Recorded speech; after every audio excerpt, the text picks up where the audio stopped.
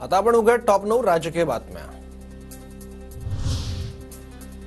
कालच्या मंत्रिमंडळ बैठकीत शिंदे आणि दादांमध्ये वाद। अलिबाग विरार कॉरिडॉर प्रकल्पाला दादांनी मंजुरी नाकारली। मंजुरी नाकारल्यानं शिंदेंमध्ये नाराजी। वाद विकोपाला गेल्यानं दादा बैठकीतून निघून गेल्याची सूत्रांची माहिती।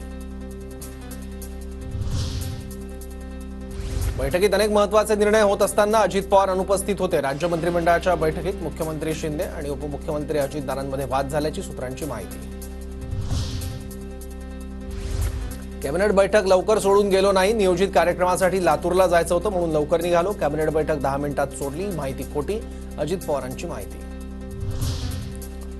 पोलिसांना आठवण असू दे, गृहमंत्री मुख्यमंत्री कोण आहेत उद्या मस्जिदवाले वाचवणार नाहीत। नितेश राणेंची पुन्हा एकदा पोलिसांना उद्देशून इशाऱ्याची भाषा। जातीय समीकरण जुळवताना हिंदुत्वापासून दूर जाऊ नका। काल झालेल्या बैठकीत आरएसएसच्या भाजपला सूचना। जुन्या कार्यकर्त्यांकडे दुर्लक्ष नको, संघाच्या सूचना। सूत्रांची माहिती। नवी मुंबईत आज विविध विकास कामांचं उद्घाटन। महाराष्ट्र भवनाचं भूमिपूजन, सायबर मुख्यालयाचं उद्घाटन होणार। मुख्यमंत्री आणि दोन्ही उपमुख्यमंत्री उपस्थित राहणार। देवेंद्र फडणवीस आणि अजित पवार आज पुण्याच्या दौऱ्यावर। पुण्यातील 7 नव्या पोलीस ठाण्यांचं उद्घाटन होणार, तर सासवडमध्ये आज मुख्यमंत्री माझी लाडकी बहीण योजना कार्यक्रमाचं आयोजन।